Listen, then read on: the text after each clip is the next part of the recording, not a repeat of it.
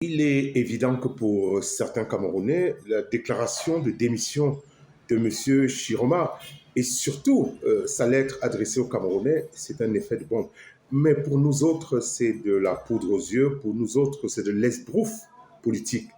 Pour nous autres, c'est de la duplicité et de la fourberie. L'agitation politique de 90 a fait que certaines personnes ont profité.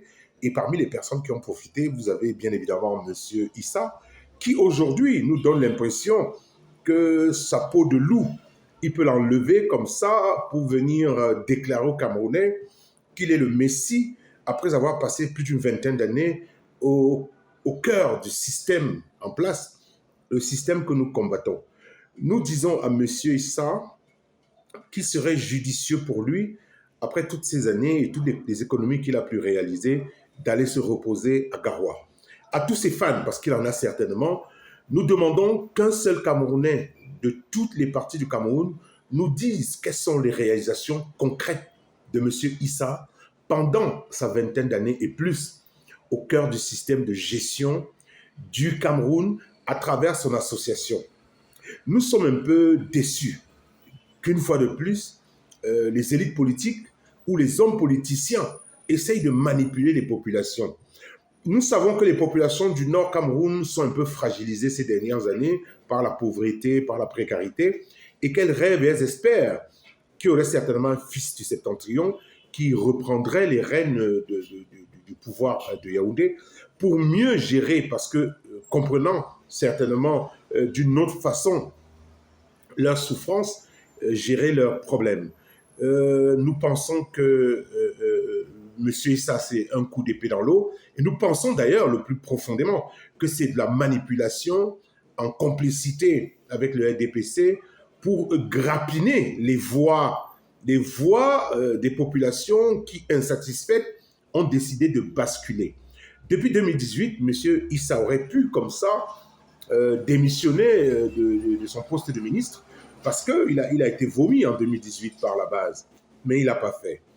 Aujourd'hui, tout d'un coup, vous voyez un tigre qui veut se départir de sa tigritude et venir nous faire croire qu'il est capable de mener le Cameroun vers son destin nouveau. Non, nous le ferons sans vous. Vous avez fait votre part, nous vous pardonnons même. Il faut quitter et excuser les Camerounais. Je pense que le message est assez clair. Les populations du Septentrion, les populations du Cameroun tout entier ne peuvent pas soutenir ni supporter une personne qui est spécialiste des revirements. Il a trahi dans l'UNDP, il a trahi dans l'ANDP, il vient de trahir dans le RDPC.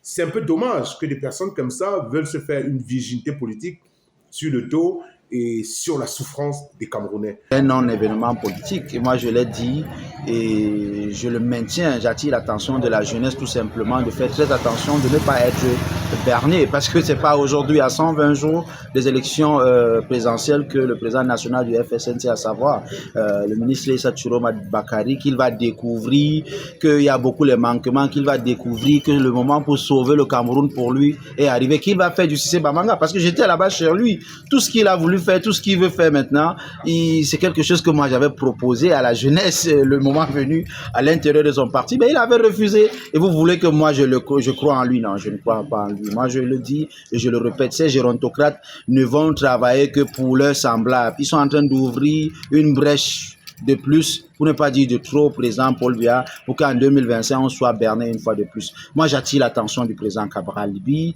j'attire l'attention du président Maurice Kamto, j'attire l'attention du président Oshi, j'attire l'attention de tous ces présidents qui ont travaillé depuis 3, 4, 5 ans, qui préparaient la présidentielle. C'est pas aujourd'hui que quelqu'un va sortir à 4 mois pour venir fragiliser votre travail. Faites très attention. Les Camerounais, soyez vigilants. Il y a quelque chose qui se passe. Je ne sais pas encore quoi. Je l'ai dit, je l'avais prédit. C'est en train de donner, mais je vous dis, vigilance plus, car ce pays n'appartient pas seulement à une seule génération, ça appartient à toutes les générations et je crois fort comme fait que ma génération a un impact fort dès 2025 dans le changement politique de notre nation.